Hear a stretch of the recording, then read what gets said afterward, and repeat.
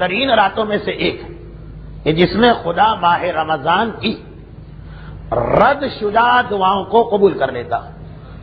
اب یہ پورا موضوع ہے کہ ماہ رمضان میں خدا کا وعدہ ہے کہ ہر ایک کی دعا، ہر ایک کی توبہ اور ہر ایک کی حاجتیں قبول کرتا. مگر کچھ گناہگار ایسے ہیں کہ رمضان کی عام راتوں میں ان کی دعا قبول نہیں ہوتی. تو پھر ایسے لوگوں کے لیے رمضان میں دو خصوصی راتیں رکھی گئی، ایک شب قدر اور ایک شب آخر رمضان. شب قدر میں یہ مسئلہ ہے کہ اس کی تاریخ ہمیں نہیں معلوم، زیادہ مشہور ہے 19، 21، 23، لیکن آج یعنی شب 27 بھی، آج کی رات بھی شب قدر میں سے ایک کو مانا گیا. اور شب قدر کا جو فائدہ 19 ہو، 21 ہو، 23 کے لیے بتایا گیا، وہ فائدہ آج کی رات بھی ملتا.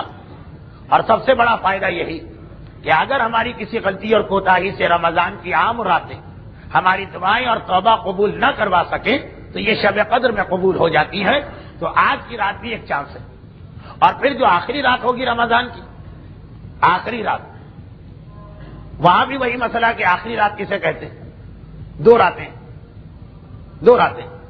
ایک تو آخری رات کہلائے گی شب ہفتہ، اور چاند نہیں ہوا تو شب اتوار. یہ وہ آخری